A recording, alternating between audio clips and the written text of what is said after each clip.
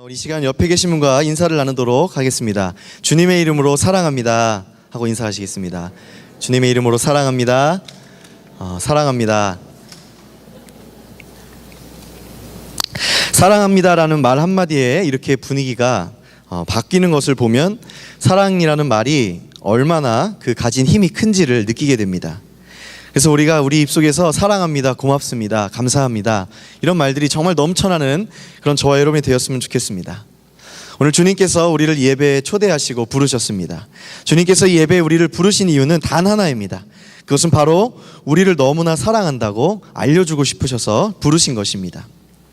그리고 우리를 그냥 부르신 것도 아니고 여기 앞에 보시면 무엇이 차려져 있죠? 식탁이 차려져 있습니다. 주님께서 우리에게 이렇게 식탁을 차려놓고 우리 모두를 초대하셨습니다. 아낌없이 우리에게 좋은 것을 먹이고 싶은 마음으로 우리를 부르셨습니다. 정말로 바라옵기는 이 예배를 통해 정말 하나님의 사랑이 여러분의 영혼과 여러분의 마음과 몸 그 속으로 정말 들어가서 하나님의 사랑을 느끼는 그런 저와 여러분 모두 되시기를 주님의 이름으로 축복합니다. 오늘 본문 말씀을 한번 같이 생각해 보겠습니다. 오늘 본문 말씀은 다들 잘 알고 계시는 그런 이야기입니다.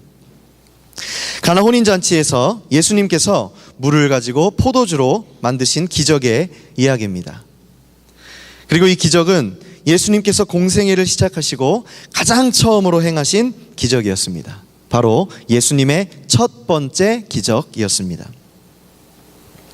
유대인들에게 있어서 결혼잔치날은 굉장히 특별한 날이었다고 합니다. 왜냐하면 유대인들은 전쟁과 가난이 끊이지 않기 때문에 항상 위축되고 힘든 생활을 했습니다. 그렇기 때문에 이 결혼식이라는 건, 결혼잔치날은 그들에게 있어서 유일하게 쉴 수 있고 유일하게 아름답고 즐겁게 보낼 수 있는 그런 시간이었습니다.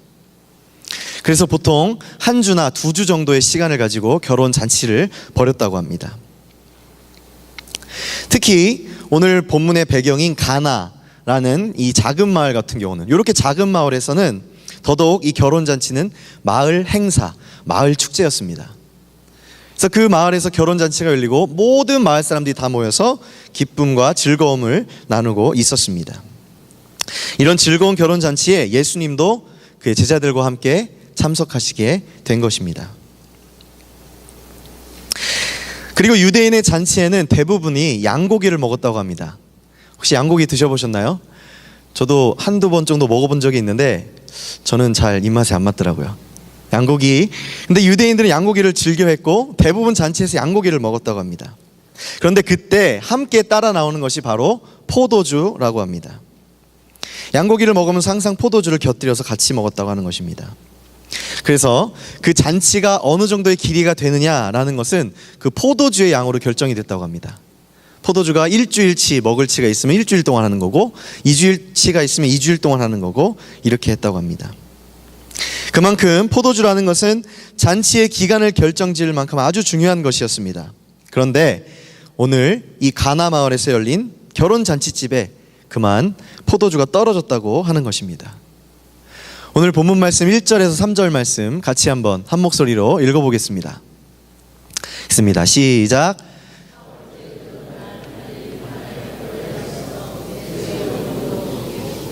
예수와 그 제자들도 혼례의 청함을 받았더니 포도주가 떨어진지라. 예수의 어머니가 예수에게 이르되 저들에게 포도주가 없다 하니. 아멘. 네, 가나 마을 전체가 지금 이 잔치로 인하여 즐거워하고 기뻐하며 축제를 벌이고 있었습니다. 그런데 그만 포도주가 떨어져 버렸습니다. 근데 이 사실을 또 예수님이, 하필이면 또 예수님의 어머니였던 마리아가 먼저 알게 되었습니다.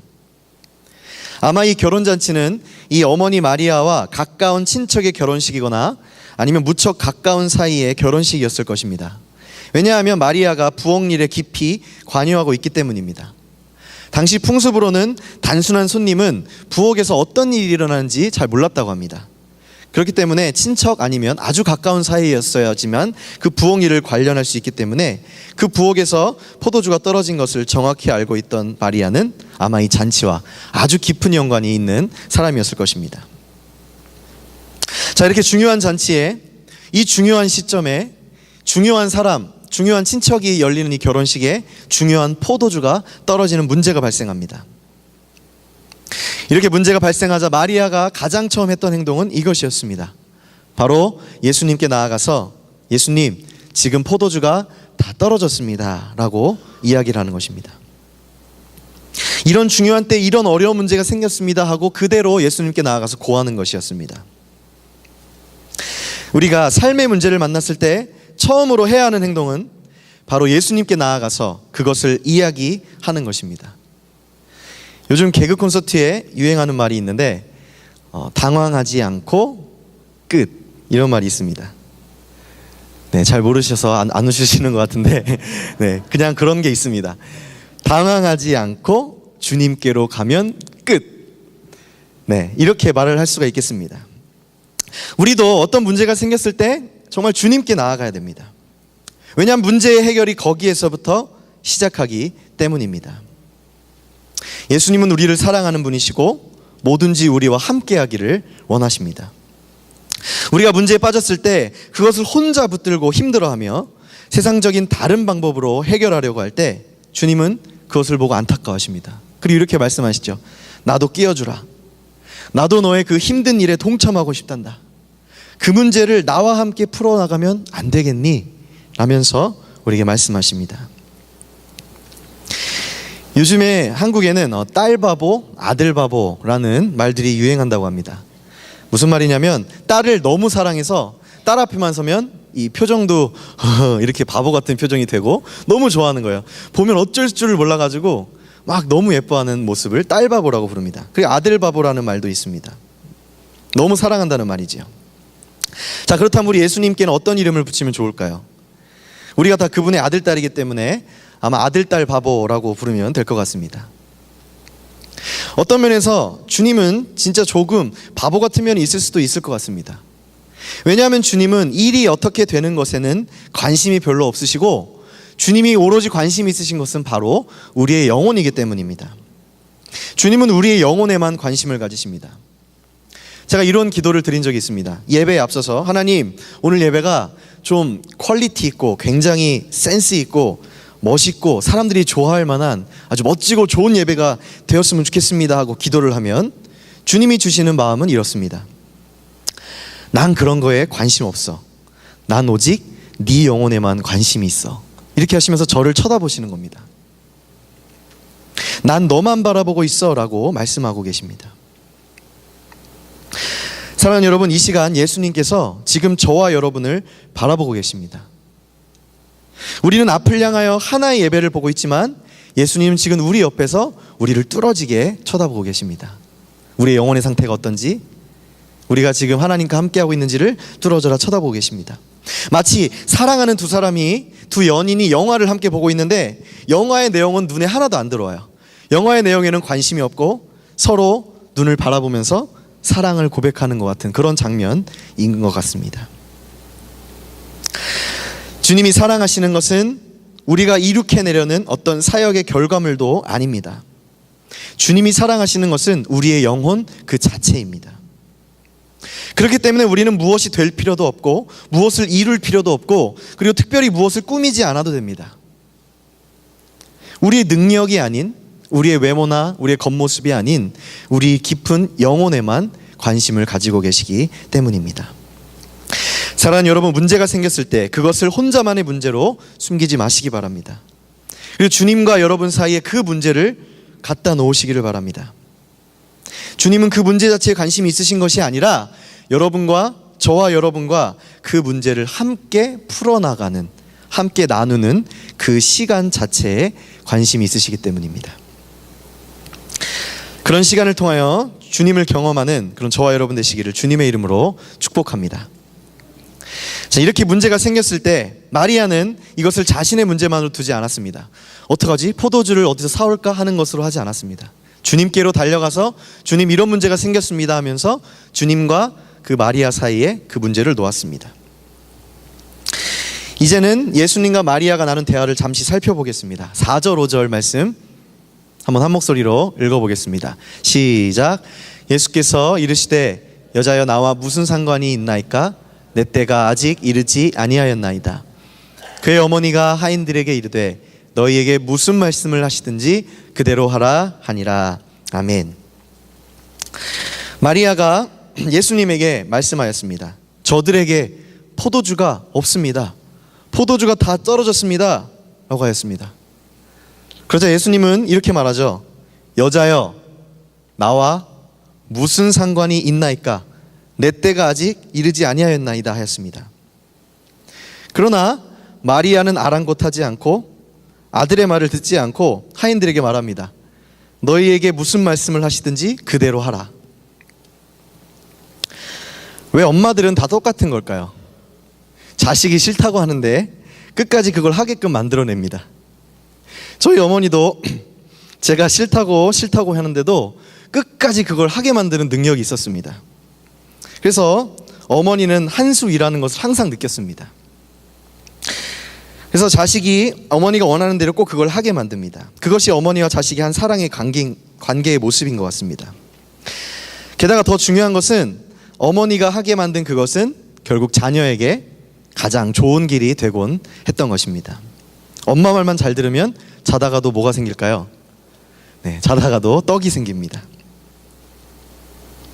이 본문에 대해서 이제까지 여러 번 읽고 여러 번 말씀을 들었지만 이번처럼 예수님과 어머니의 관계가 이렇게 유머스럽게 느껴진 적은 처음이었습니다. 아, 어머니, 이게 저랑 무슨 상관이에요? 아직 제가 뭘 할 때가 아니란 말이에요. 근데 어머니는 보시면 대꾸도 안 합니다. 그리고 바로 하인들한테 무슨 말씀을 하든지 그대로 하십시오 라고 그냥 바로 말해버립니다. 참으로 위대한 어머니가 아닐 수 없습니다. 지금 여러분은 예수님이 최초로 무시당하는 현장을 보고 계신 것입니다. 왠지 저도 이때 뭔가 모를 동변상련이 느껴졌습니다. 아, 이스라엘이나 한국이나 미국이나 엄마들은 다 똑같구나, 이런 깨달음을 얻었습니다. 어머니의 완승입니다. 예수님은 말대꾸 한번 못 해보고 완패를 당했습니다. 그리고 원래 그런 게 일상인 것처럼 자연스럽게 당황하지 않고 어머니 말씀에 순종을 하였습니다. 그리고 하인들을 부릅니다. 그리고 말씀하십니다. 저기 항아리에 물을 채우라. 이렇게 말씀하실 때 제 상상으로는 약간 화가 난 말투였을 수도 있을 것 같아요. 자신의 의견은 무시하고 어머니 맘대로 한다고 궁시렁대면서 약간 화를 내며 명령을 내렸을 것 같습니다. 하인들도 예수님의 눈치를 보며 순종하였습니다. 그리고 물을 돌 항아리 아귀까지 가득 채웠습니다. 이런 상상의 나래를 펼쳐보며 이 예수님의 순종과 이 하인들의 순종이 기대만큼 멋있는 모습은 아니었습니다. 어떤 정말 아름답고 절도 있고 멋있는 고상한 순종의 모습은 아닐 수도 있었습니다. 그렇지만 이 순종은 저 멀리 있는 이야기가 아닌 바로 그냥 우리 일상생활 속에서 우리가 흔히 볼 수 있는 그런 순종이 아닐까 생각해 보았습니다. 마지못해서 순종하는 것, 어쩔 때는 눈치를 보면서 순종하는 것, 부모님이 시켜서 하기 싫은데 억지로 순종하는 것, 다 우리의 삶에서 쉽게 볼 수 있는 그런 순종들입니다. 그런데 오늘 이 말씀을 바라보시며 주님이 제게 주시는 말씀은 그래도 순종은 순종이다 라고 하셨습니다. 마지못해 순종하는 것도 순종이고 눈치를 보며 순종하는 것도 순종입니다. 때로는 어머니의 잔소리 때문에, 때로는 아버지 회초리 때문에 순종하기도 하지만 그런 것도 순종이라고 말씀하십니다. 순종하는 것을 좋아하는 사람이 어디 있겠습니까? 제 아들이 19개월 된 아주 어린아이입니다. 그런데도 이 아들도 이제 자기의 생각이 생겨서 그렇게 순종하는 것을 좋아하지 않습니다. 자기가 하고 싶은 것을 하고 싶어 합니다. 이 조그만 어린아이도 그런데 어른은 말할 필요도 없을 것입니다. 아담이 맨 처음 죄를 지은 것도 결국 순종을 하지 못하였기 때문이고, 그 이후로 순종하지 못하는 죄는 우리 인간들의 본성이 되어버렸습니다. 그렇기 때문에 순종은 어떤 모습으로라도 가치가 있고 귀중한 것입니다. 우리의 죄의 본성을 거스르고 하나님의 본성을 따르려는 회귀입니다. 그러기에 마지못해서 순종하는 것도 귀한 것이다라고 주님이 오늘 깨달음을 주시는 것입니다. 사랑하는 여러분, 하나님께 순종하는 삶이, 그런 삶을 사시기를 축원합니다. 그리고 여러분의 부모님께도 순종하는 삶을 사시기를 축원합니다. 어쩔 수 없이 마지못해 사는 순종도 괜찮습니다. 그것 또한 복된 순종입니다. 이런 순종의 삶을 살아가는 저와 여러분 되시기를 주님의 이름으로 축원을 드립니다. 이렇게 예수님의 순종과 하인들의 순종이 있은 후에 생긴 일들 한번 찾아보겠습니다. 7절에서 9절 말씀 한번 같이 읽겠습니다. 7절, 9절 함께 읽습니다. 시작. 예수께서 그들에게 이르시되 항아리에 물을 채우라 하신즉 아기까지 채우니 이제는 떠서 연회장에 갖다 주라 하심에 갖다 주었더니 연회장은 물로 된 포도주를 맛보고도 어디서 났는지 알지 못하되 물떠온 하인들은 알더라. 연회장이 신랑을 불러. 어머니의 부탁으로 어쩔 수 없이 순종을 했다고 하지만 그 결과는 정말 놀라웠습니다. 물이 최상급 포도주로 변하는 놀라운 기적의 결과가 된 것입니다. 포도주가 부족해서 잔치가 끝나게 생겼는데 아닙니다. 더 좋은 포도주가 나와서 더 기쁜 잔치를 벌일 수가 있게 된 것입니다. 11절에 보면 이것이 첫 표적이다라고 이야기하고 이것이 예수님이 행하신 첫 번째 기적인 것을 우리가 알 수 있습니다. 이 첫 번째 기적을 살펴보면 성경 해석학자들은 이렇게 이야기합니다. 이제까지 예수님께서 공생애를 시작하시기 전 인간의 모습으로 살아가시다가 이 첫 기적을 통해서 예수님의 신성을 사람들에게 드러내고 제자들이 하나님을 믿게끔, 예수님을 믿게끔 하는 그런 역할을 했다는 것입니다. 이런 기적을 통해서 바로 자연과 세상 모든 만물의 주관자 되시는 하나님 그 자체, 하나님 그 자체가 바로 예수님이라는 사실을 알리는 첫 번째 사건이라는 것입니다. 물이 변하여 포도주 됐네. 이 노래는 아마 기적을 직접 본 제자들도 아마 불렀을 것입니다. 아, 예수님이 정말 하나님이시구나, 예수님이 정말 세상 만물의 주관자시구나 하는 고백도 하였을 것입니다. 저는 이 물이 포도주가 된 이 사건을 바라보고 묵상하며 생각을 하는데 이상하게도 지난주에 했던 그 겟세마네 기도의 부분과 많이 연결되는 것을 느꼈습니다. 그래서 예수님의 마지막 삶의 부분들을 살펴보며 이 첫 기적과 살펴보았는데 이 첫 기적이 예수님의 마지막 기적들을 예표하고 있다는 생각이 들었습니다. 예수님의 첫 기적은 물을 포도주로 만드는 기적이었습니다. 그리고 예수님이 돌아가시기 전 마지막 기적은 바로 십자가에 달리신 것이라고 생각합니다. 예수님의 마지막 기적은 십자가에 달려 돌아가심으로 인류의 모든 죄, 우리의 모든 죄를 다 사하신 것입니다. 우리에 대한 사랑 때문에 자신을 버리는 것, 그리고 우리를 위한 사랑 때문에 십자가에서 죽음을 택하신 것, 그것이 바로 예수님의 마지막 기적이었습니다. 저번 주에 했던 겟세마네 기도를 한번 그 장면을 다시 한번 떠올려 보시기 바랍니다. 예수님은 괴로워하셨습니다. 처음으로 신적인 모습이 아닌, 이제까지 신적인 기적들을 행하며 살아오셨는데 그 더 이상 신적인 모습이 아닌 인간적인 모습이 드러났습니다. 예수님의 인성이 드러나는 것을 보입니다. 예수님의 첫 기적은 도리어 하나님의 신성을 알리는 사건이었는데 마지막 사건은 도리어 예수님의 인성을 드러내고 있습니다. 그렇지만 이 두 번 다 예수님은 순종하였습니다. 첫 번째 기적은 어머니에 대한 순종이셨고 마지막 기적은 하나님 아버지에 대한 순종이었습니다. 그리고 이 순종은 물이 포도주가 되는 기적을 드러냈고 겟세마네의 기도는 땀이 땅에 털어지는데 그 땀이 핏방울로 변하는 그런 기적을 보입니다. 누가복음 22장 44절 말씀입니다. 예수께서 힘쓰고 애써 더욱 간절히 기도하시니 땀이 땅에 떨어지는 핏방울같이 되더라. 그리고 십자가 위에 예수님의 모습인 요한복음 19장 33절 34절 말씀입니다. 예수께 이르러서는 이미 죽으신 것을 보고 다리를 꺾지 아니하고 그중 한 군인이 창으로 옆구리를 찌르니 곧 피와 물이 나오더라. 예수님이 마지막 기적을 준비하며 기도하실 때 땀이 변하여 핏방울같이 되었습니다. 물이 변하여 포도주가 된 것 같이 땀이 변하여 핏방울이 될 만큼 기도하셨습니다. 그리고 예수님께서 십자가에 쏟으신 것은 모든 물과 피였습니다. 가인이 처음으로 아벨을 돌을 쳐서 죽임으로 그 땅에는 죽음의 피가 물들었습니다. 아벨의 피가 죽음의 땅으로 물들었습니다. 그러나 이제 그 저주받은 땅에 이제는 예수님의 물과 피가 한 방울 두 방울 스며들어가기 시작합니다. 그리고 결국에는 예수님이 모든 물과 피를 다 쏟으시고 그 저주받은 땅이 이제는 예수님의 피로 인하여 생명의 피, 생명의 땅으로 변화되고 광명을 얻은 땅으로 변화되는 것입니다. 물이 변하여 포도주가 된 것처럼 이제 죽음이 변하여 생명이 되었고 죄가 변하여 구원이 된 것입니다.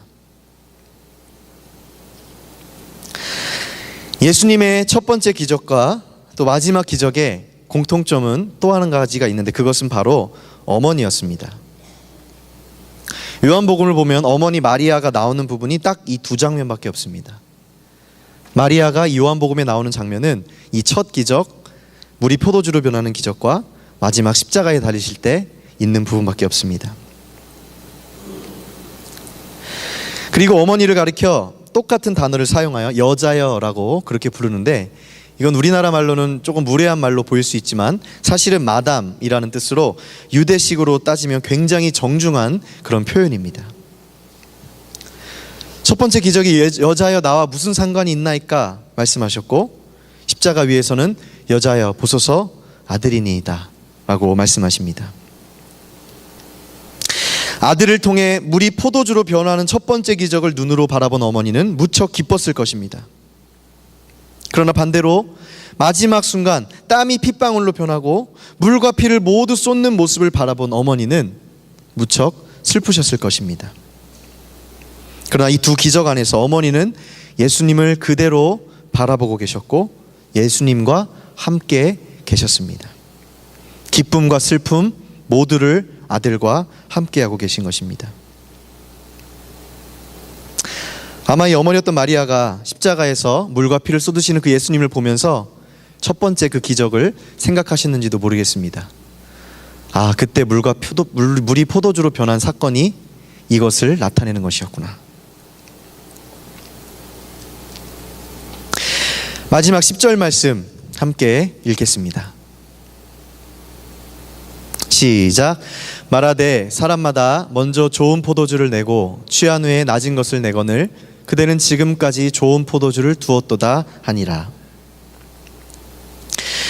자칫 잔치가 끝나버릴 수도 있는 상황에서 예수님으로 인하여 문제가 해결되었습니다. 그리고 사람들은 세상에서 한 번도 먹어보지 못한 가장 좋은 포도주를 먹게 되었습니다. 그리고 다들 이렇게 말을 하지요. 와, 정말 대단하다. 보통은 가장 좋은 포도주를 먼저 내고 사람들을 다 취하게 한 후에는 품질이 안 좋은 포도주를 내어서 그냥 헷갈리게 하거늘 그대는 지금 도리어 더 좋은 포도주를 내오는구려 하면서 신랑을 칭찬하고 있습니다. 기쁨과 칭찬이 끊이지 않았습니다. 가나 혼인잔치에서 예수님께서 가장 좋은 포도주를 나타내신 것입니다. 사랑하는 여러분, 오늘 예수님께서는 가나 혼인잔치에서처럼 우리에게도 최상급 가장 좋은 포도주를 내주셨습니다.